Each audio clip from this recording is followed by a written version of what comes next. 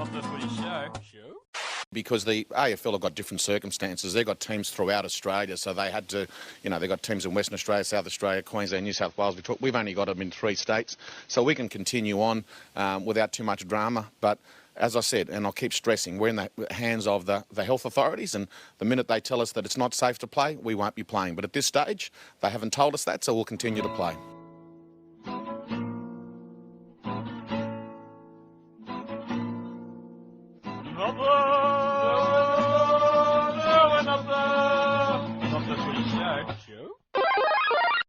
G'day everyone, welcome to episode 204 of Not the Footy Show. It's Warrick Nicolson in one seat, and I've got Mr. Robb Cox on the end of the line. How are you, Robster? I'm reclined on my lounge with my Bose headphones on. Looking tremendous. Yeah, after shooting a game of football today. Glad to be with you, mate. It is. One of the few people who were at the Knights and the Tigers, apart from the 60,000 people on scaffolding around Leichhardt Oval. Look, it's episode 204. We've just had round 2 complete, and as the news came through today, mate, AFL has put their season on hold to May 31st. The NRL, though, they're continuing. The basic premise of why is they need the money. It's always been the driving force to why they're still playing, and basically no other competitions in the world are running. You were there at Leichhardt today, mate. I'm going to ask you 2 questions. One is, did it feel like it was a, how do I put this, sterile environment? And 2, the football, did it suffer with nobody there? It was interesting, mate. First game I've ever shot without any audience invited. As you mentioned, there were a few hanging over the fence. But you know what? The game actually seemed a little slower than normal. Now, I think it's because that extra thing, that noise, the sound that goes on, I think makes it feel a little more hectic when you're at the ground. So it was kind of one less sensory thing taken up. It was weird. It was very strange to see NRL players run around with no crowd. But yeah, I mean, the game was okay. It was a very high scoring game. I think did they score 60? It was a big score. Points? Big score, yeah. Yeah. So not a great game of football, but I guess, lots of tries. Yeah, 66 points in all, 42-24 final score. To your point around the speed of the game, I imagine a big reason that you would have noticed the no crowd is in the dull periods of a match where the ball's out and nothing's happening. The crowd would generally fill that gap, that ambient noise. In terms of shooting the game, I know one of the tricks we had at the NRL was to always use photos that had some crowd in the background. Bit of a tough challenge for anybody in social and or TV at the moment. From your perspective as a photographer, cleaner shot, better shot, or you need that crowd in the background? Oh, no, it's always nicer when there's a crowd. They block things like toilet blocks and bins and stuff like that. Yeah. So, the crowd always looks... And the crowd at Leichhardt, I mean, that would have been probably a pretty good game had they allowed a crowd there. Sunday afternoon, Newcastle Knights, But anyway, mate, I guess the long and short of it is there was nobody there. Well, they were. What did you make of the fans congregating, shall we say, en masse in backyards? I liked it. I really liked it. Okay. And you know what? At times they were quite noisy because, I'm only going to do a rough head count, but there was 3 or 4 locations where they were, particularly the what would be regarded as the southeastern corner. Mm-hmm. There's a couple of houses there that back right onto the concourse where people walk around. In one yard, there would have been 25 people. In another yard on a scaffolding, there was probably another 20. There was 6 or 7 guys on a roof right next to the live scoreboard. And in a block of units, the southernmost building, there was about 3 or 4 people with open windows, and they looked like they were sitting on lawn chairs watching the game. So, look, and by the way, where the exit gates normally are, there was probably 10 or 15 people there too. Okay. So all up, I guess there was 60 people, but they made a fair bit of noise for 60 people because they're the only noise in there. Well, they definitely made noise the night before with the Manly Roosters game. There was booing going on that was coming through the effects mics, which was pretty funny. From a health and safety point of view, it's probably not the greatest thing to see. That 1.5 metres was obviously a bit of a challenge on that scaffolding, I imagine, and on the roof. But Fox probably didn't help the situation by celebrating them on both days. But, hey, that's the crazy times we live in, mate. We probably need to discuss the impact the AFL have had or will have into the future on the NRL, but we will do that after the break. It's episode 204 on the Footy Show. Yeah, we've still got football for the moment. We'll be back after the break. Not the Footy Show. Okay, something different for the podcast and the YouTube. This is Cameron Munster saying the word obviously too many times. Enjoy. This is from his pre-game interview and his post-game interview on Saturday night. Just something different here on the Footy Show. Enjoy. Oh, we all do it. I think 58 times a game or episode, whatever it is. But this is pretty funny. Captain Obviously, featuring Cam Munster. Tell us a bit about it. Yeah, it's a little bit different. We obviously flew on a charter flight at 2:30 today. I think we landed around 4:30 and then obviously got here around 5 and had a meeting at 5:30 and then had some obviously pre-game feed and then obviously going out to warm up soon. So yeah, it's pretty interesting. And then I think we get home around 12:40 tonight. So interesting times. Your halfback, Jerome Hughes. What impressed you most about him? Oh, just the way he went about his business. There's obviously a lot of pressure. We've obviously changed a lot of positions with the halfback role last year and previous years. So the way he played in the round one to obviously get everyone off his back was immense for him, and not only for him but also the club. And I'm sure he'll come out today no different and do the exact same thing he did last week. Sean Johnson, he can do anything, to be honest. When he's on, he's on. So he's when he gets the ball in his hand, he's a dangerous player, and he can create something out of nothing. So obviously, when he has the ball in his hands, everyone on the field will be trying to obviously minimise his space, and hopefully when we get a hold of him, make sure we grab him. Back home for 3 in a row. You are set up beautifully again in 2020. Oh yeah, I guess we're fortunate. Obviously, getting the 2 play games and getting the wins. We've got a tough game next week, obviously against Penrith. Obviously knocked off the premiers for the first week. So yeah, we've got a tough task against us at home, but hopefully we can get a crowd there next week and hopefully you kick us home. Let's hope so. Let's hope the crowd's back in no time at all. You come from behind to win, Cam Munster. Congratulations. Thanks guys. Thanks for having me. Ding, ding, ding, ding! And the fight goes to the stocky middleweight from Monroe Health. So for those playing at home, that is 12 obviously's from Cam Munster in about 90 seconds into use. As I said, I think all the time. I just thought it was pretty funny. Pretty impressive stuff, Cam. Not the Footy Show.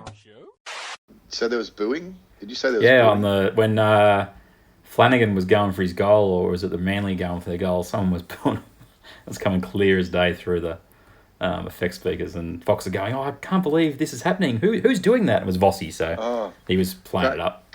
Can't believe someone's booing the Roosters or Manly. I know. Hello. Roosters 0-2. How good? Yeah, very good. Okay, we're back. It's episode 204. Robb Cox over there, Warrick Nicolson here. If you're watching us on YouTube, it's a sight to behold, man. Robb is moments from a coma, relaxing on his recliner. I'm sitting there, not in my Knights pajamas like last week. I'm representing the Seinfeld crew at the moment. Seinfeld might be one of those things we have to watch a lot of in the future, buddy, because the AFL has officially closed their season till May 31st, pending even further decisions because of, I guess, their more national footprint. I know I messaged you last night about the NT government closing their borders and the effect that had on me with my profession. The AFL have made that decision that we all felt they probably going to make last week before round one. You did get the feeling that they would probably not go forward. It's put a lot of pressure on the NRL to not toe the line as such, because they've proven that's not what they're going to do. It's more, how do they justify the decision to keep moving on if the AFL has decided that it's too dangerous? Your gut feel right now, do we see round 3? No, I'm not sure, mate. I mean, I just saw the Prime Minister, what they're doing at the moment in case anyone hasn't twigged Yep. yet, is they're doing this slowly. Mm-hmm. They'll have us locked down in houses within the next week or so. Because Yep. if they wheeled it all out in one hit, be people, look at what people do with some dunny paper. Yep. They're going mental for it, and I think this the knee-jerk reaction in the general public. We can't handle the truth right now at the moment. You can insert something in there, the famous Tom my Uncle Cruise Jack. and Uncle Jack. People can't handle it right now. The fact is 20,000 morons the other day at Bondi Beach have fast-tracked this. Exactly. And if you were on the beach at Bondi this gone weekend, you're an idiot. Not just Bondi. I saw a post today at a beach. I think it was Balmoral, and people are cavorting around, having a great time. Just idiots. And there's a sign right there. I'd love to use some stronger language, but I know that it'll get beeped, so I won't even bother. Thanks for that. Yeah, mate, it's just crazy times, We know how to stop this virus, and that's to keep away from people that could be infected. You don't know who's infected and who's not. So just keep away from people who aren't infected, your direct family who you've kept close, and keep out of the way of people for a month. That's all we need to do. 1 month. Yeah. 1 month, and we can knock it on the head. And then the vaccine comes, and it'll be life as usual. But until then, I don't think we're going to get to round 3. I'd like to think we were, because I've got 3 games booked to shoot for round 3, which means I'll get paid. If I don't shoot them, I don't get paid. Mm-hmm. So, I'd love nothing more than to shoot 3 games next round, but I can't see it happening. Yeah, I'm with you. Go. I give it 24 hours, honestly. I don't see how... The news report tonight was they're going to move everyone to Gladstone in this little village. But the infrastructure that would need to be set up around that, just to broadcast the games. Forget about playing the games, just the broadcast of the games. You're not just bringing up players, you're bringing up staff, you're bringing up people like yourself. Do you even want to go? It's something I was thinking of today. There's not that many professional photographers who can do rugby league going around, okay? If it got moved somewhere, I'm not going to ask you the question, but I imagine there would be quite a few of these people that aren't in a big list saying, well, I don't really want to go up there. Then I'm away from my family, then I can't get back to my family for 4 days, all the things that come with that. There are those decisions that then really kick in from the coverage point of view. Forget the players for a second. And I just can't see that risk being taken by people other than the 20-odd players per team that have to go up there. It's for the sake of X amount of dollars. I spoke at a distance with a couple of people that work for Channel 9 today, who both individually, away from each other, moaned, and rightfully so, about their work will probably disappear very soon. So I think there'd be quite a few of us in TV and in stills land that would put their hand up to go, because you've got to make a dollar. You don't know when, if the game does get shut down, when's the next time we're going to make an earn? You don't know. No, that's an interesting... Yeah, I hear you. But I don't know if putting them all in one place is a great idea. I really don't think that's the greatest idea. I think someone else came up with an idea today on 2GB, and it may have been... I can't tell you who it was. This afternoon when I was on my way home from the Tigers game, said that they thought that they should just base the whole competition in Sydney. I don't know if that's a great idea or not either, but it's another idea that I hadn't heard being floated before. There's more Sydney clubs than anyone else, and if it means having to relocate Melbourne, Brisbane, the Titans, and North Queensland, plus Canberra, for how long is a piece of string? I don't know. What is it? We're talking 4 weeks. Well, mate, the AFL's already given their date of May 31st before they even consider coming back. Now, that means so much has to happen in the next month to allow them to be in a position where they can logistically get back to running their competition on June 1st. So what's that, 8 weeks? Yeah, so to me, this is where the NRL has, for the good of their economy, for lack of a better way of putting it, has decided not to shut up because of the challenges that would then be down the road if they tried to get it back up again. And that is the reason that we're still going. It's the reason they'll try and push on to round 3. As we've both said, we don't think round 3 will happen. And we've had 2 rounds of football, which I think is bonus. It's bonus stage, really, given everything that's happening. And where we are really close to is, because the numbers are going up with the cases of the virus, it becoming very close to somebody.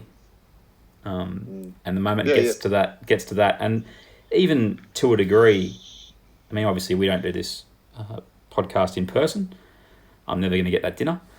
But even just watching some of the footy shows and that, you do the math, and the amount of people that are constantly coming back in contact with each other outside of just the players, the numbers are stacking up in favour of basically there being an issue soon, and that's not good. Well, look, I knew you'd bring the dinner up, but unfortunately the Prime Minister has said all restaurants are closed. So what about on Wednesday night? Were they closed on Wednesday night when I believe it was on the podcast? It was said, we will have dinner on Wednesday night. I said, yes, mate, I am keen. Let me know where. I meant this Wednesday. Oh, sorry. It's next Wednesday, this Wednesday. Yeah, it's a challenge. But that's where we're at with the current situation, everyone. We won't bore you anymore with our ill-informed opinions. But May 31st for AFL, Rugby League could be tomorrow by the time you start hearing this podcast. We're going to talk some Rugby League after the break. Cocksmith's changed positions, and it's much better side, mate. Much better side. Thanks, mate. Okay, we're back. Round 2 is in the books. We have a few teams that haven't lost a game. We've got a few teams that are 1-1. And then we've got the Roosters, the defending premiers, Cocksmith, 0-2. Is it because they don't have Latrell? Let's put it out there. Is it because Latrell's not there? It'll probably have more to do with Cooper Cronk not being there than Latrell, to be fair. Although Latrell's, mate, I don't take anything away from Latrell. Probably the best left centre, at least in the top 3 best centres in the world. I think he's the best. But when he's fit. He doesn't want to play there anymore. He said that openly before that first game. He went on Fox and said, I was going through the motions at centre. I want to play fullback. That's my position. And yeah, we all know how that went. Let's stick to the Roosters just for a second. It feels like a hangover. It feels like that trip to England where they put a lot into that World Club Challenge game, coming back, no coordinate for 2 weeks. Look, let's be honest, if Keary doesn't take that run over the line lackadaisically, the Roosters probably win that match in the way that the game was going. Tommy Trbojevic was amazing. I'm not that worried if I'm the Roosters, A, because there might be competition next week, but B, they've only conceded 29 points in 2 games. It's not really a lot to worry about.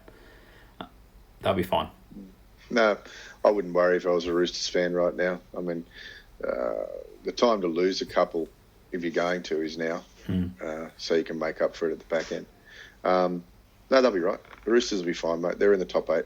If we get to the end of this competition, and as long as the end of the competition isn't in, as long as they don't run a 10-round competition, I think they'll be fine. Yeah. The other teams are 0-2. The Sharkies probably a little bit unlucky in both games. They really shouldn't have lost the game to the Storm the other night. That was a bad loss, and the penalty to lose the game was a bad one. But they're okay. They're going to struggle this year, I think, to be the team we've seen the last 5 years. But they should be in contention. Let's go to the Bulldogs. I know you want to talk about their halves and the fact they've scored 18 points in 2 weeks. The funny thing is, they're the third. No, they've got the fourth least most points. If that makes sense. The season so far with 18. What's your take on their halves, mate? Oh, look, I just think they're just lacking a bunch of spark there, mate. I don't think Lachlan Lewis is really the half that they need right now. Their forwards are doing the job. Forwards are getting them to a position on the field, and then the backs are more, and more directly the halves are letting them down. They're not creating the points that are required. The forwards can't do all the work. There needs to be some creativity there, and they're just not. Lachlan Lewis has got a great kicking game, very long kicking game, but there's nothing else at the moment that's happening. He's a very good defender too. I did hear somewhere that he came into grade as a centre. I'm not too sure about that. But they need to do something very quickly with their half. What's Jack Cogger up to? Any intel on him? I don't think he's good enough. He's not an improvement for them. Wakeham was okay when he got given the reins, but you got to have Lewis in the field at the same time. So if Lewis can't operate as not the go-to guy, then you're in a bit of trouble because he's limited in what he can create for them. He obviously has a decent kicking game, as you've mentioned, good defensively, but completing sets wasn't even a strong point the other night. Wakeham tries hard. He's got a bit of skill. I'd like to see more of him, but at the same time, if you're the Bulldogs, can you give him the keys and play that young Averillo who came on? I know Gus was really impressed with him. Yeah, he was good. He had a go, but he also looked really tired very quickly and wasn't on the ball initially. So the question then becomes from me is you can't start him if he's struggling with 25 minutes at the end of the game. So if you want to bring him in as an impact player, go for it, but you've got to decide where you're going to play him because they've got no Kieran Foran for the foreseeable future. I think Marshall King's played okay, but you say the forwards done all right. But as a whole, this Bulldogs team looks like the team that will be in that bottom 3, bottom 4 most of the season. I don't think the answer's in their squad that's healthy anyway. You're probably right, mate. But I do think that they've got big problems in the halves. I think that everywhere else they can cover. It's just the halves. They look very, very just lethargic and not much is happening, and not much has been created. So I've got a little bit of a worry about them. Now there's 3 other teams that don't have a win yet. Your Dragons, who were led by 10 points with 11 minutes to go the other night. I'm going to be nice to you. We'll just move on from them. About the only. No, let's talk about it. Okay, you want to talk about them? Go for it, mate. Yep. Look, I'm a typical Dragon supporter, mate. I'll head kick like the best of them. Mate, how many points did the Panthers put on in 3 minutes? Was it 12 or 10 points? Yeah, 12 to go ahead by 2. Like, really? Yeah. The Panthers were good. The Panthers were good in moments. They did a little bit of this last year too, if you remember correctly. Well, I think it was 2 years ago. That's where they kicked at the end of the games, basically. They found ways to win. Yeah, and I hope they don't fall into that pattern again, because I think for some teams it can be a bit of a pattern as far as, we've got enough firepower at the end of the game, we'll be right. And they just let a few softies. And Penrith led 12-0 here. I know they did. Yeah, a little bit of a worry for Penrith, but more of a worry for St George that they got in front and they led by 12 or 10, and then they got overtaken. Not good enough, mate. And but they're a team that looked tired as well. To me, St George looked tired.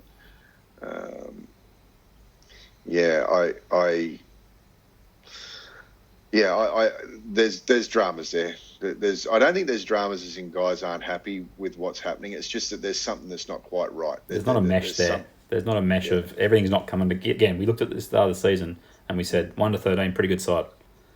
Yep. But it's not coming together. A couple of things out of that match. Dufty, he offers something that you need. Yeah. But he also can be a bit of a liability at the back. It's that sort of what do you take? The other position that they've obviously, I thought Isaac Luke's been all right for 2 weeks. He hasn't been tremendous, but he's been serviceable. They get McInnes back, but how fit will he going to be? He's come back from a knee knock. You hope that he's up to standard. Yeah. But he played unbelievably last year, and they finished 14th. Yeah. So, I think McInnes and Luke will complement each other a bit, mate. And both of them are big enough to play a little bit of back row as well, and tough enough. So, I think that they'll be pretty good as far as that goes. I just want to bring up one player who I have been a fan of since he arrived in the NRL, but the last 2 weeks and even really last year, the game's caught up with him. That's James Graham. The defence is still there, but that motor particularly in attack and getting that first receiver role, it just seems to, as age does, it just catches up with us. And what I found really interesting in that game was with the 10 to go, as the Panthers started striking back, McGregor took Paul Vaughan off the field and put James Graham on. It seemed like a decision that had been made 5 minutes earlier, and he didn't change his mind. Sorry.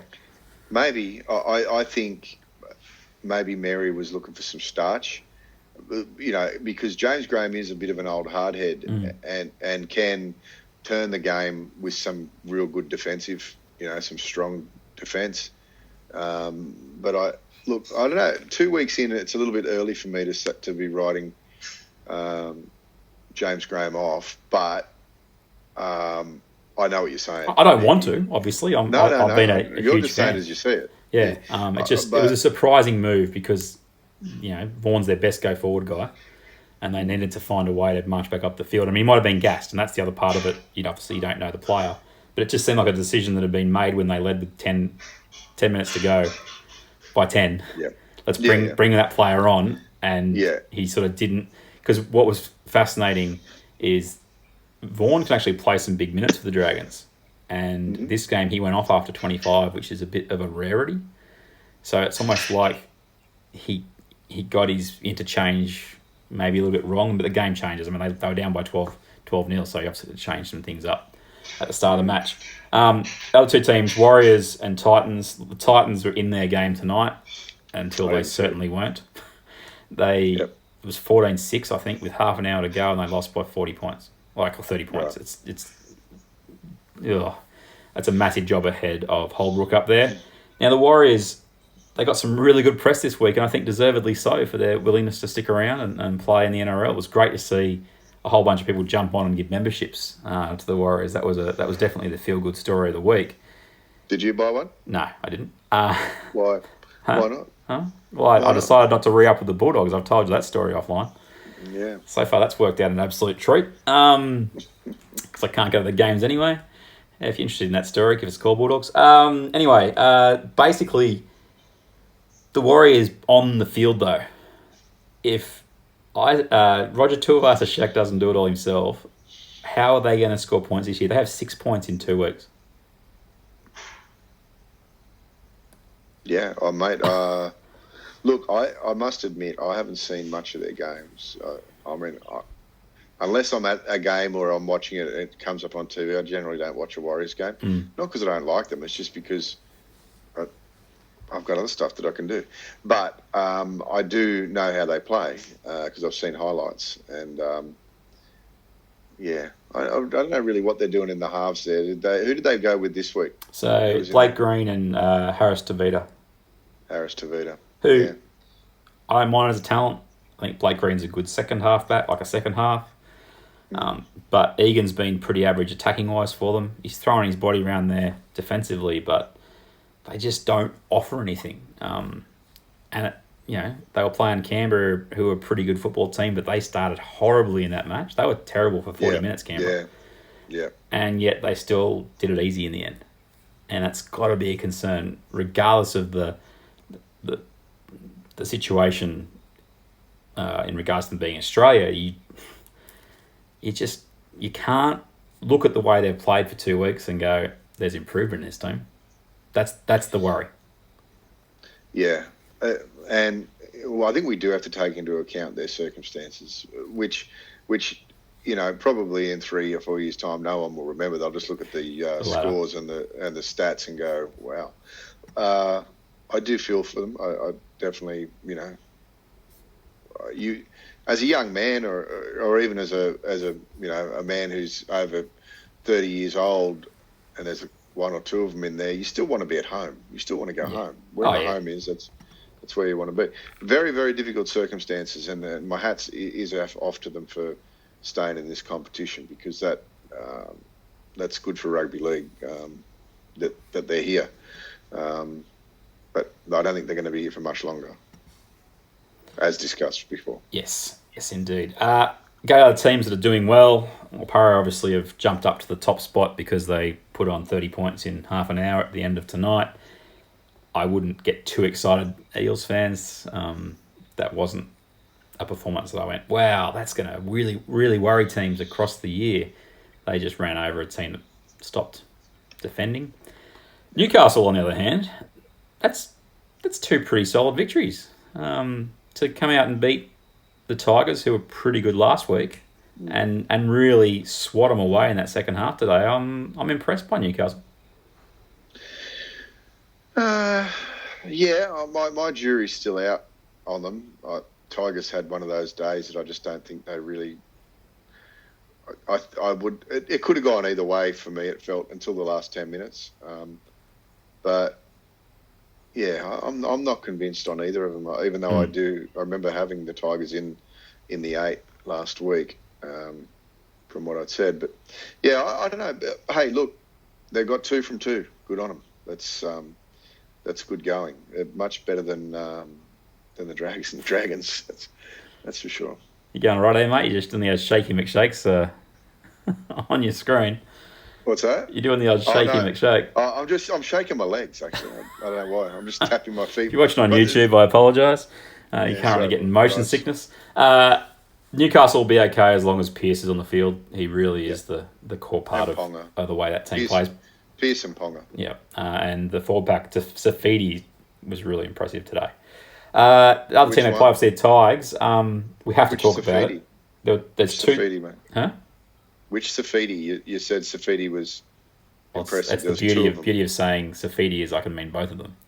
Or I can mean one of them, and then you have to decide. So when you say, okay, righto. No, fair enough. I thought Daniel was really impressive in his 2 stints. Tigers, mate. Tigers. Yep.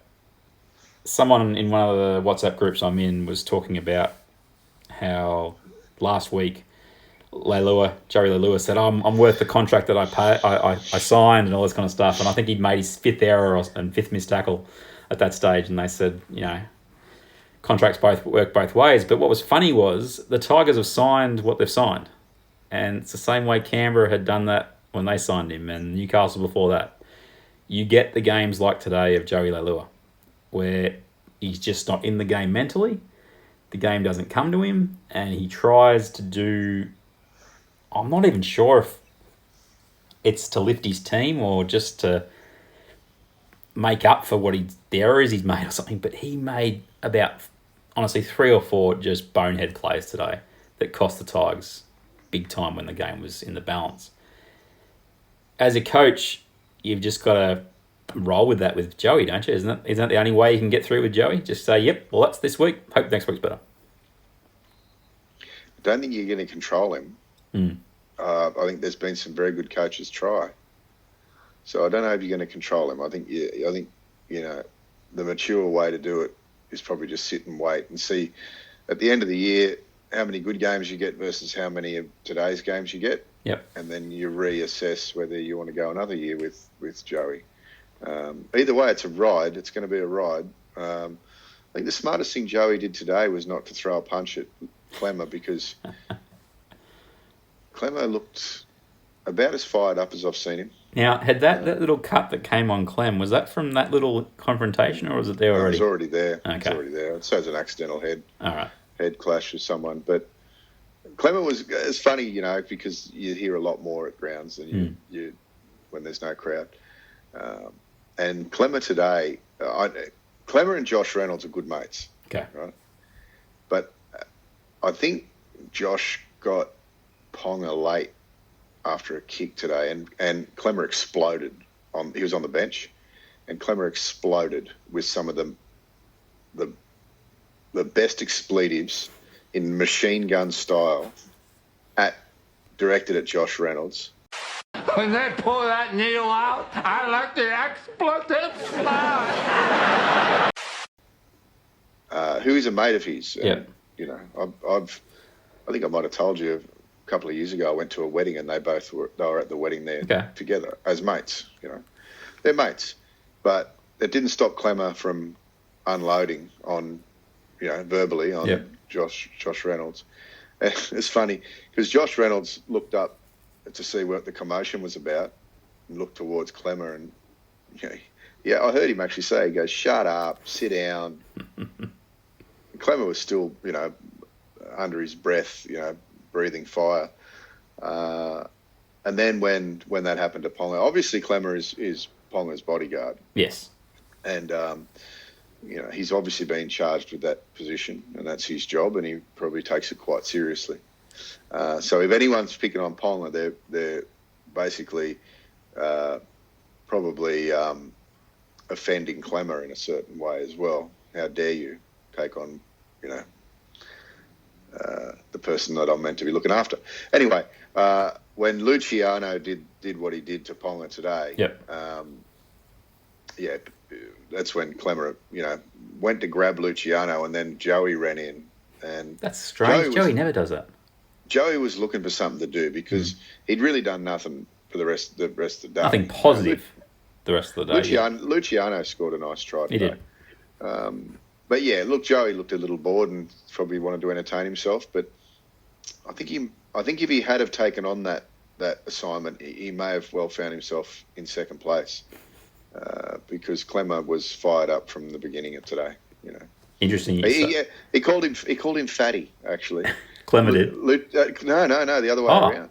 Gee, yeah. Okay. Interesting. Called him fatty because when he had to leave the field, he said, "Go and get off the field, fatty," because he had a cut, he had a head knock. So is that because Clem plays like Fatty Vorton? Is that? Do you reckon that's why Joey Leilua gone with that? No, I don't think so. You don't think so? I think he was just trying to offend him, mate. But after I think Newcastle scored straight after that, and Clemmer was on the bench getting fixed up and yelled out to Joey, "Thanks very much, mate. That's a great one." Gave it back to him. Gotcha. So it's really good for hearing the verbals. Yeah. Interesting that you say that because I was going to get on to Josh Reynolds, and when that Leilua versus Clemmer argy-bargy started, on the coverage you could see Reynolds very gently go over and put his hand on Ponga and lift him up and say, "You all right, mate? Are you okay?" I just thought it was hilarious because the rest of the game, that was a Josh Reynolds game of football. There was some brilliance. There was penalties. Some grubbiness. There was some missed tackles. There was inciting things. And that's what you sign. It's a bit like the Joey Leilua thing. That's what you get when you sign Josh Reynolds. The problem the Tigers got is they've paid a lot of money for that. And they've also just picked up Harry Grant from the Storm for Momirovski. And now there's an extra player in that mix, even when Brooks is still out. And I saw on the coverage him walking down the grandstand. He looks like he's a long way from playing. He was limping quite badly. What do you do if you're the Tigers? I know we've spent a lot of time on the Tigers, but Billy Walters ended up going out into the 5/8 role and Reynolds into hooker. About half an hour to go. Yeah. Harry Grant comes back into the team. What does Maguire do? Does he keep rolling the dice with what Reynolds can bring him out in the halves or not? Reynolds will go to the bench. Reynolds will go to the bench because he can cover half 5/8 and hooker. Harry Grant will go to hooker. Yep. And I wouldn't be surprised next week if Walters is at 6. Okay, because the way he played today. Yeah, I think he played pretty good today. But I don't know if Walters is someone you'd carry on the bench. I think Josh Reynolds is. I've always said that I think Josh Reynolds could be one of the best bench players that you could possibly want as far as a 14 goes, because I think he can play in a number of positions. And the thing about Josh Reynolds that I like, he's not the most gifted footballer by a long shot, but he's a competitor and he'll compete and he'll bleed for you. And he didn't lose in the game today. No, he tried his best. But as I say, it's good and bad with the J Ray show. Other teams we need to talk about: Melbourne 2-0 once again, ho hum. Brisbane, that was a pretty good win against South. I thought they played pretty well, and South looked short of forwards, which is what they didn't look like before. And they come against a Broncos team who didn't have a whole bunch of forwards like they normally do. Yep. And mate, Tommy Flegler announced himself to Rugby League. I thought. Yeah. And your mate wasn't playing, was he? Lodge didn't play. No, Lodge is still out. Knee injury. Yeah. So they've still got him to come back. Pangai was suspended. Alex Glenn was injured. Yep. Often Gowie suspended. That's right. That 13's a pretty good player too, the young guy. Carrigan. Capitan, yeah. Hey. Captain Carrigan. The only bad thing was young Croft doing his shoulder. I don't know how long he's going to be out. They reckon 3 weeks. But yeah, Brisbane looked good, mate, and South just looked a little bit. We've used it before tonight, a bit lethargic and not quite there, and there's also, I guess, the Latrell thing as well. Well, I reckon we lead Latrell to the next segment. Let's go through the other teams. I think we need to really discuss sort of where we think Latrell's at. But yeah, good win by Brisbane. Cowboys bounced back. Look, at the end of the day, they've got more points in them than the Bulldogs, but from a tipping point of view, I just couldn't tip them after their performance against Brisbane. Egg on my face. They weren't too bad at times against the Doggies. And the other teams to really talk about is Manly and Canberra. And what's your takeaway from those two?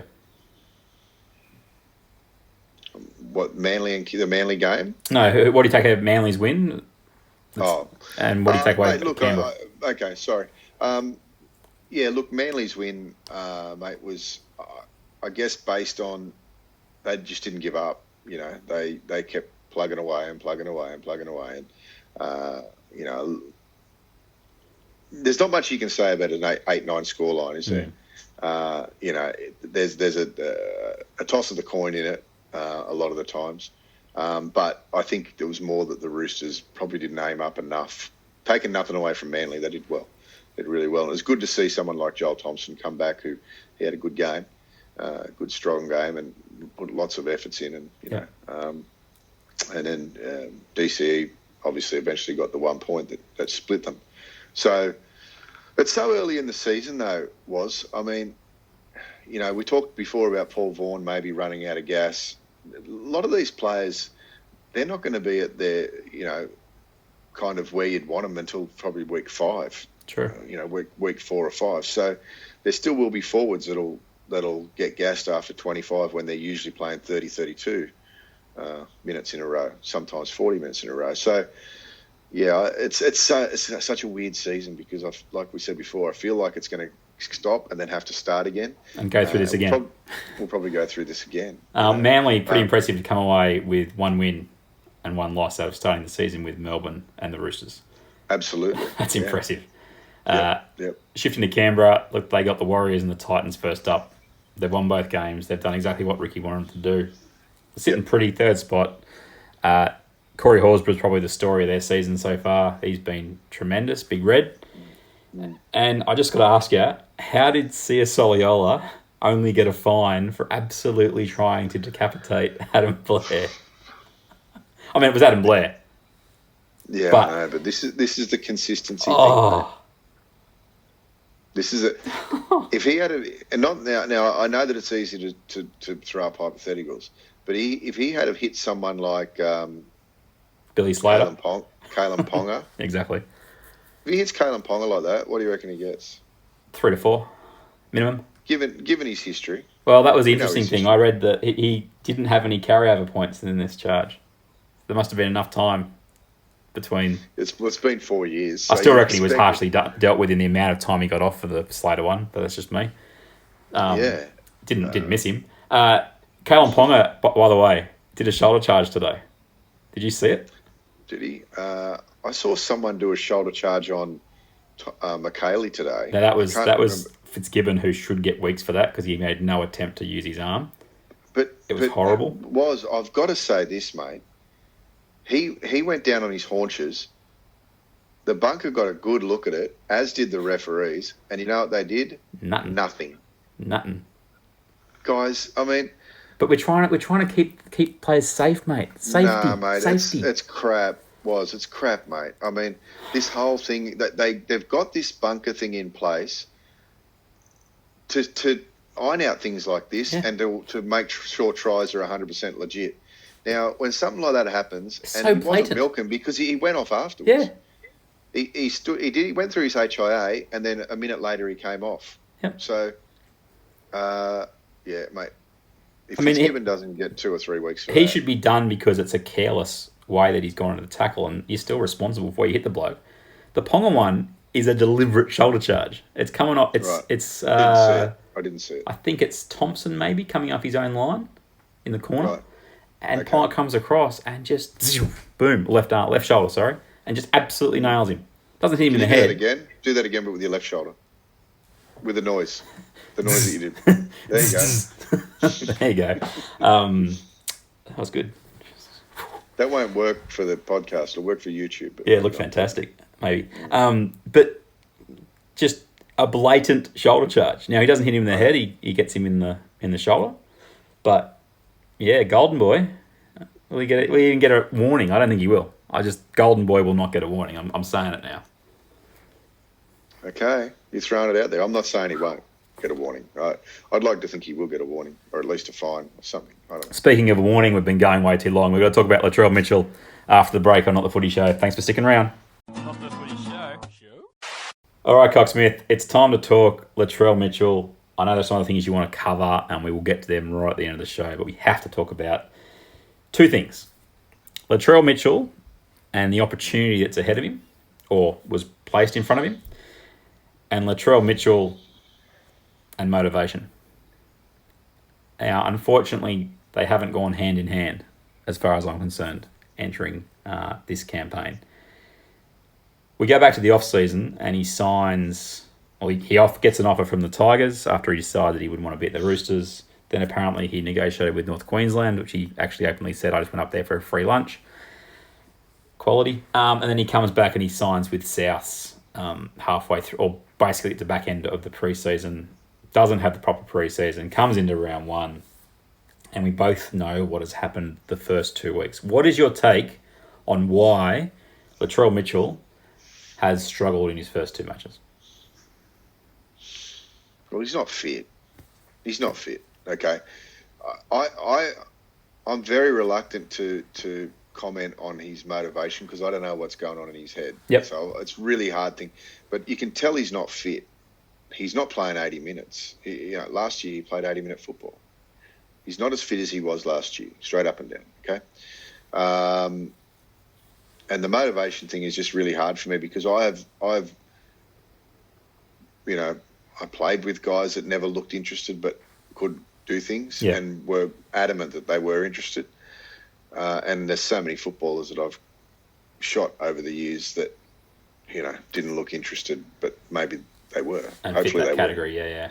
So it's really hard for me with motivation, but I'll tell you now, straight up and down, he's just not fit. Now, is he motivated to get fit? I don't know. But, yeah, what do you think? You answer your own questions. Tell me what you think. The struggle that I have is he's landed in the situation that he wanted to be in. So from the outside looking in, where's his motivation? He's got his money. He's got his fullback job. He didn't get what he wanted though. He didn't get his million. What did he get? 600. I thought he got which is 8. less than. I thought it was 6. No one knows because the NRL refuses to publish salaries, mate. That's another thing for another day. I thought they got him for a bargain basement price. The first year, but the second year they've signed him for 2. So okay, righto.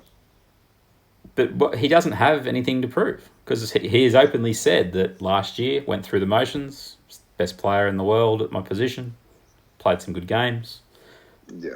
It's not a challenge thing because he hasn't had, let's be honest, he hasn't had to earn this fullback job because of the reason you've just touched on, which is he clearly wasn't doing an off-season program that had him ready to be a fullback. And we know how, everyone just needs to take 2 seconds and look at James Tedesco's career path. When he came in, he did his knee in his first year, and he wasn't the slam dunk superstar that we thought. You heard about him coming in, he's going to be a pretty good player, and he's got talent. Then he did his knee, and then he almost signed with Canberra. Now the Tigers held on to him, but he wasn't. Even that stage, Stewart was at the Raiders, but he wasn't the hottest ticket in town.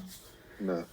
And he worked really hard, and he got himself to a super level of fitness that has definitely taken off playing in a team like the Roosters. But his superstar status has only come in the last 2 or 3 years. It wasn't there before. He's earned that. He's worked on that. He's worked on it, yeah. And Latrell, on the other hand, has been handed everything at South. Now, as you say, there can be other things happening, and that's entirely possible. But you look at what you see on the field, and you go, Why does he need to be more motivated than what he is? I don't see it. I hope I see it because, as you say, like there are things that he can do that are fantastic, and it's been very interesting listening to people on TV talk about. He's not a Billy Slater. He's not a James Tedesco. He's not a Tom Trebojevic. He's not.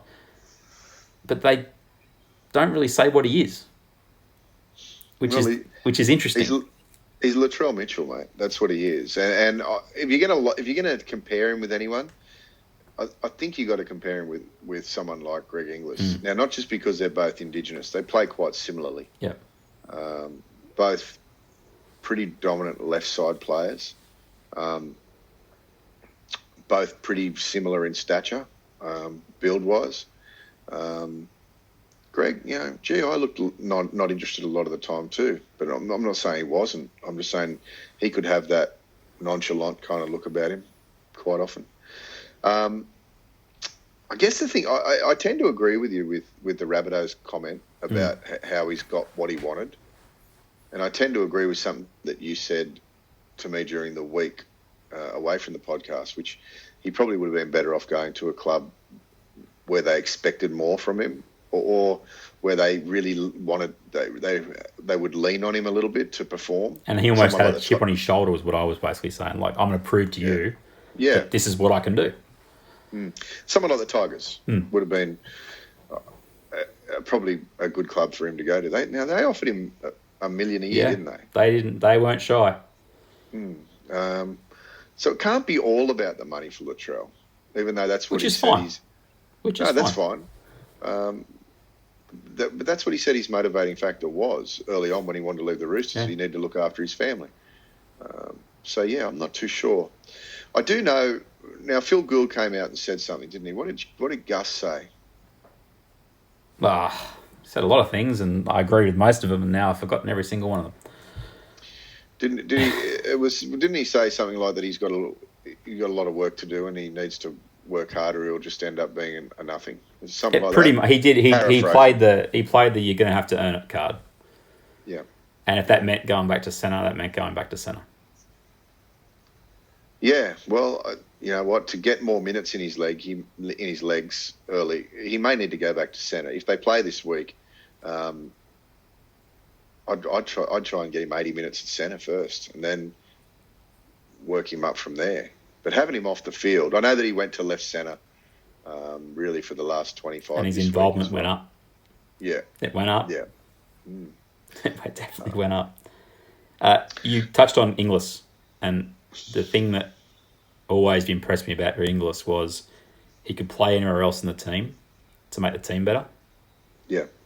That is something that I always thought was a real strength of his. Yeah. And he didn't get to play fullback when he came into first grade for a long time.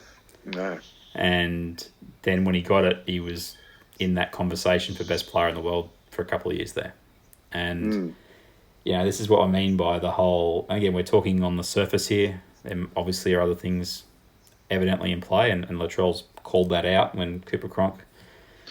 It's basically did what he got paid to say by Fox Sports. He had a comment.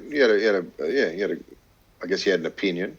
Yeah. Now, Latrell didn't say why he went back to Taree, and I guess it's nobody's business. If he got granted the permission to go back to Taree, then he got granted the permission. But Cooper didn't know that if it was for family reasons or whatever, so he's just made an opinion on face value that he thinks he should be working harder. And that's what he's being paid to do. It's the same thing as with Latrell. He's getting paid to play fullback, and so you can't begrudge Cronk from saying that. If you're Wayne Bennett right now, you're playing this week, you're playing the Roosters, what position does Latrell line up in? He's in the 3 jersey, mate. He's playing left centre. That's where I think. Look, for mine, he's unproven at fullback at the moment. He may have been a champion fullback in under 16s as a junior, but at the moment he's still probably the best left centre in the world. For South to have the state of origin or one of the state of origins centres pairing in Jimmy and Latrell, I think will be a lot better in the short term at least, and it'll give Latrell the miles he needs in his legs. I think unless Bennett is going to dig his heels in and just be stubborn about it, I think for Souths, he needs to... It'll take the pressure away from Latrell too. Think about this for a moment. Latrell goes and plays 5 games in a row, gets his 80 minutes in, and then, round 7, he gets thrown back in the fullback. The pressure's off him for at least the next 5 weeks. Yep. We know he can play centre. No one's going to be asking the question, So, whereas if he's at fullback the next 3 weeks, he'll get the question, same conversation every week. Why'd you only play 58 minutes this week? And it'd wear thin. It'd wear thin no matter what on both Bennett and Latrell. So, for Latrell's sake, Yeah, interesting tidbit. Braden Burns was exposed a number of times in the game on Friday night. He is the current left centre at the Bunnies. So I think you might see it, but then again, we might not see any football. There are a couple of things you wanted to talk about, Cocksmith, out of, I guess, let's just be honest, the Captain's Challenge. Yep. What is it you wanted to cover off, buddy? Oh, well, mate, a little bit of it we just spoke about before with with the shoulder charge that McKaylee got today. Now, there's a couple of things about the Captain's Challenge that bother me, and as I've said before, they only get 1 challenge. I think it should be 2, but quite often what's happened. What did you do then? 0. They should get 0 challenges. That's my view. No, they should get 2. Something that bothered me, I saw it on the weekend as well. There was a game I was watching the other night, and I think we were watching it not together, but at the same time. I think it was the Bulldogs game. There was a clear strip. Oh yeah. And Taumalolo. They sent it to the Captain's Challenge, and it was ruled no, he lost the ball, which, mate, was the biggest load of BS I've ever seen. Yeah. My problem with the bunker is that they're tending, from what I've seen at the moment, and I haven't seen them all the challenges, but it seems to me that they're tending to favour the on-field decision. They're tending to default to that and letting things that... we know that football players are experts at certain things. The hand on the ball, the upsetting the ball as they're getting up to play the ball. There's an argument for things like ball security, but I just don't think that bunker is giving it a fair enough shot. And things like this, the way that the Captain's Challenge is right now is a player goes down in a tackle, referee says nothing happens, captain looks at it on the video screen and sees that someone's shouldered him or elbowed him or something like that. He can't go up to the referee and say, I want to challenge it now, because there's a 10-second or a 5-second kind of a thing, which I think is ridiculous, to be honest. I really do like the Captain's Challenge. I know I've said this before. I sound like a broken record, but they've got to give it more of a go. And I think the bunker has to be willing to hang the referee out to dry. Get it right is what I'm asking. I'm just saying, let's get it right. Go on. In our conversation, I was really strong on this, and I still am. The issue for the NRL is not whether they get the decision right or wrong. I'm not saying this. I'm not endorsing what you're about to say. Go on. But it is about the perception of how long it takes to get to that decision. So the quicker that the video referee can make a decision on a Captain's Challenge, the better the stats look at the end of the year. We get to the end of the round or we get to the end of the year, the only stat the NRL will care about is how long did we spend deciding Captain's Challenges. It won't be how many decisions did we get right when the decision was sent to the Captain's Challenge.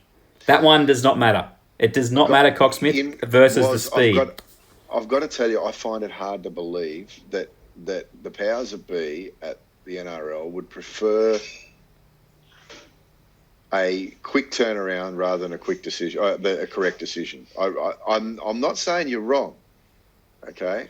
I'm just saying I find it hard to believe. Why have the how much is the bunker worth? How many million? It's probably worth about 10 million now, I'm sure. There's inflation. Why have the $10 million bunker if we're not going to get the decisions right? Why not just say go with whatever the referee says? Just go with that. But see, that's the core issue here. Because they are trying to speed this process up, and the way that their process works. Take the process out of it. Have no process. But that's how the referees work. I've been in that building. I've been in there during games. That is how the process works. You must follow the process. Now, as long as the process is what is the perception on how we're doing, that is what's going to happen. Okay. And if it's changed in the last couple of years, I'm not seeing it. Just being honest. All right.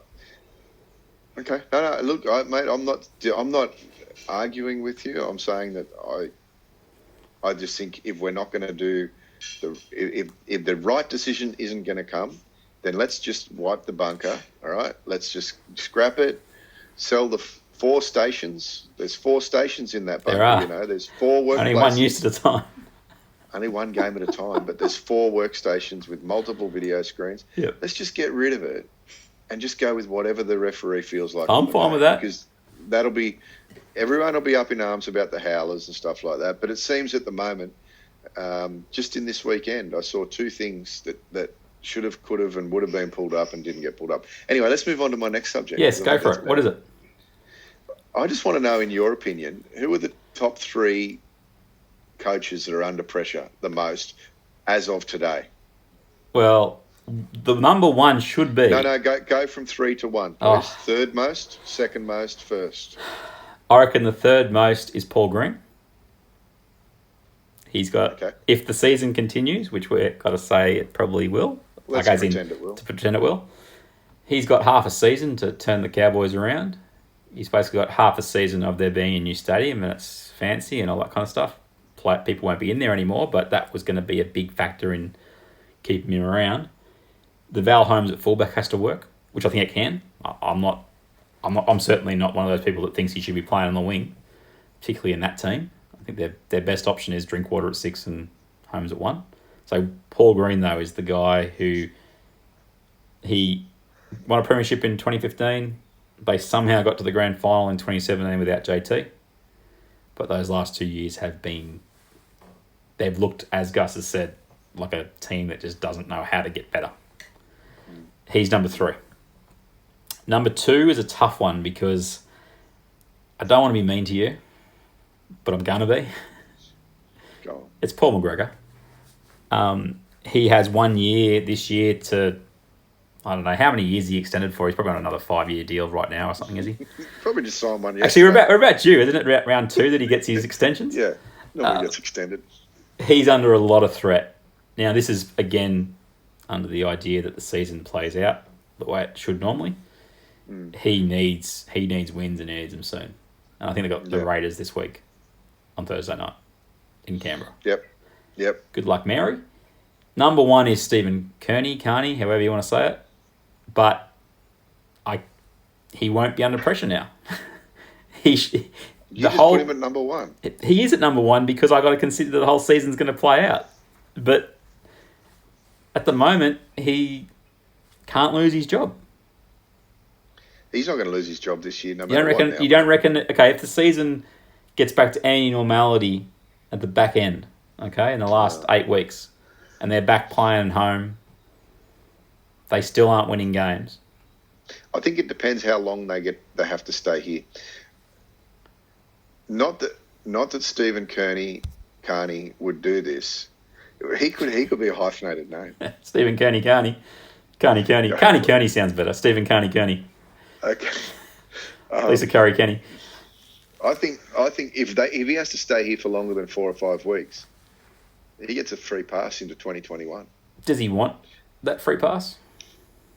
Well, how much is he getting paid? Oh, this is the thing. I think this year, regardless of the situation, notwithstanding, whatever happens this year is going to count against him come round 1 next year, or the off-season. How they perform. Yeah. I feel bad for him. I don't know how much he has to do with recruiting, but it's a tough gig. It's a tough gig to have to travel internationally every second week. Yeah. And look, I'll tell you what. My 3 are a little bit different to yours. Yep, go for it. My 3 are... I'm sorry, who did you say your first one was? Paul Green was 3rd. Okay, so I agree with that. Paul Green is the 3rd. My number 2 is Justin Holbrook. Wow. Now I know that he's new up there and everything like that. I know that. They don't look like they're going to win a game. They don't look like they're going to win a game, mate. I can't think. Who are they going to be? Warriors? Maybe the Bulldogs? No, I don't think so. The Warriors will get up on them. I'll go as far to say that I think they're going to lose 15 games this year. Probably more. Well, I'd go Actually, more. You can say more than 18. that. They won 4 games last year. They're going to lose. Okay, they're going to lose 20 this year. They look terrible. The most under pressure is Mary, but there's a little asterisk next to it. Ooh, I like a good asterisk. Okay, the asterisk is that the natural replacement for Mary would be Flanagan, but he can't coach until 2022. So Mary may get a stay of execution based on them probably not wanting to hire a 1-year coach. Yeah. Do you know what I'm saying? He can see out a contract, can't he? Can he? Why? He can see out. He could. As I've said before, Mary's a great fella. Yep. Really nice bloke. Yeah, everyone says I that. know. But he, I don't know what kind of coin he's on at Saints. I hope it's heaps for his sake, because it's going to come to a stop very soon. And when it does, he'll never coach again, unless he's coaching Albion Park Roosters or whoever they are, Mustangs. I don't know what they're called down there. That'll be it. You know. But yeah, but look, maybe Flano doesn't have his eyes on the Dragons thing. Maybe Flano's got his eyes on a bigger prize, something like a Bulldogs kind of a. Or, well, yeah, no, they're going to go with Demetrio, aren't they, at South? Yeah, Apparently. I'll tell you what, the next Bulldogs one will be worth a lot of money. I'll guarantee it. Roo Hiff from Cocksmith. Anything else you want to cover off, sir? I've got one more topic. Go on, hit me. What did you make? And I even watched heaps of it across the weekend. The coverage I thought from the TV networks was quite good this weekend. They did a really good job of effectively not getting it wrong. They let the game I enjoyed be it. the game. I enjoyed it. A couple of things I didn't enjoy. Go I on. must be picky for the sake of a podcast. But did you hear the music that Fox used over the replays for tries? No, I can't remember. I'll play it now on the podcast and people can hear it. Just there. Might have had the Eels to win by some sort of margin potentially tonight, I'm going to say. And it's just, ugh. You know, they should have done. They should have gone back to State Bank big game music. Well, the State Bank replay shows Lyons at his best here when he jinks and weaves, dummies to throw the long pass, and I swear he's got mental telepathy with Shearer, because Shearer knew there was going to be a kick there, and he's not even moving fast to score it now. He's got no Parramatta defender within 15 metres of him. See it again. Now watch Lyons. He'll go across field 15 to 20 yards, still going. Then the little kick, low trajectory kick, bounces just short of the goal line, goes into the in goal. Shearer not moving quickly, just puts his hand on the ball. Dead set easy. But just the one they used is just it doesn't hype you up for the replay, Right. And it's just it's an extension of one of their music they use over graphics and stuff. That's basically that. Yeah, maybe they don't want to hype people up too much. But let's remember, people are in their lounge rooms.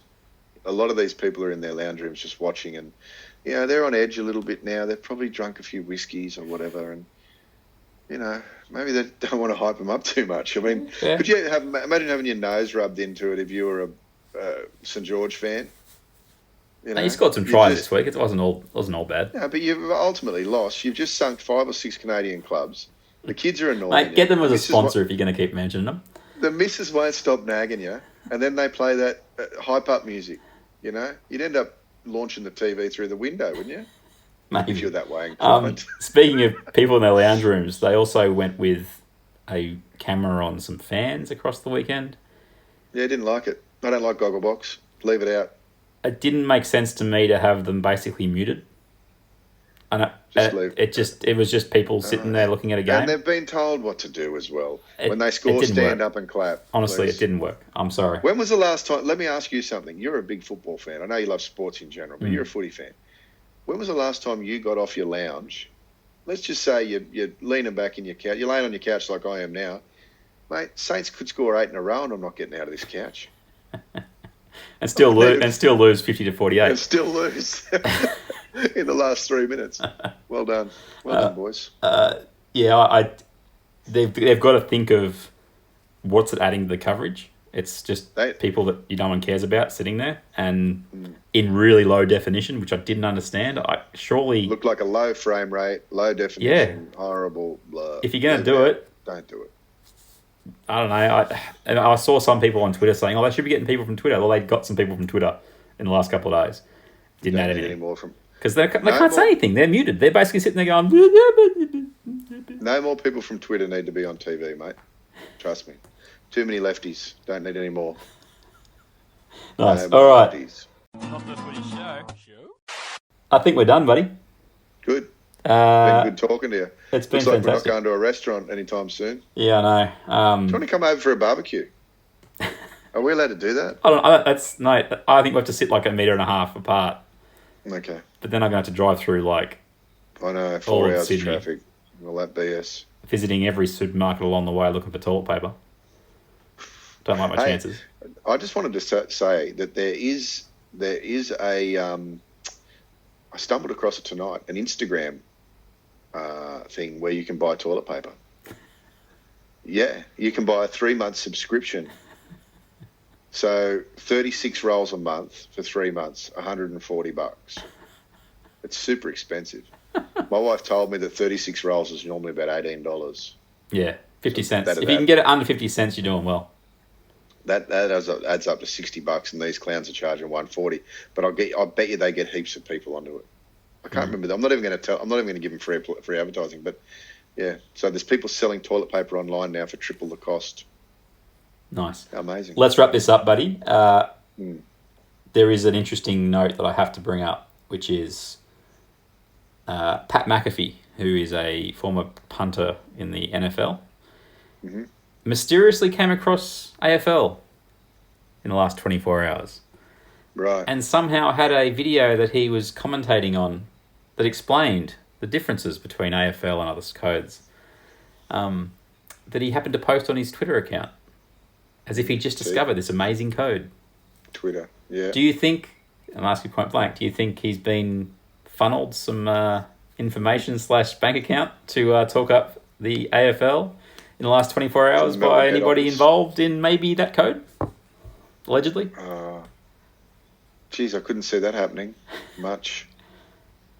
It's actually feeling better. The NRL reached out to LeBron James, so we're okay. All right, that's episode 204 of Not the Footy Show. It has been a pleasure, Cocksmith. It's been lovely looking at you from two different angles across the entire evening. It could have been this angle. Is that better? Oh, mate, that's serial killer, Bill, that one. Yeah. We'll see if we can get this onto YouTube and make it somewhat watchable. But it's gone for way too long again. I think we went for an hour. I can't believe. Well, you do this. I mean, we just rattle on, don't we? Well, no, it's your fault. I blame you. You're the host. I bring it up again. I don't have the issue talking. The talking bit's good. I love the talking. It's the editing. It's the editing at the end of it. I know. That sucks. But well, you better get into it, mate, because I've got to go job in the city in the morning. I want to listen to it on the way in. As long as I'm getting my dinner, then we're all good. Yeah, that's been Rob Cox. He's on Instagram, ROBBCOX. Yes. He's also on Twitter. And I'm still waiting for him to give the show a plug to those legions of fans that he's got on Instagram and Twitter. But, that might help us get a sponsor, Cocksmith. I'm just saying. Canadian club. Hey, it could be. We're on Facebook, facebook.com/NRL podcast. I'm at NRL Tweet. It's been a pleasure, buddy. And we will reconvene during the week, I'm sure, if news breaks again that the NRL is cactus or somehow. Yep. We're continuing. Hopefully we are, but I guess we're probably going to be talking Wednesday. I reckon so. We just won't be eating. That's been Rob Cox. I've been Warrick Nicolson. Thanks very much for your company, everybody. We'll speak to you next time on Not the Footy Show. Perhaps so. Not the Footy Show. All right, 2:04. Let's make it short. Mobile in half an hour. That's my instructions. Less than 45 minutes plus an hour. Go. Pepsi.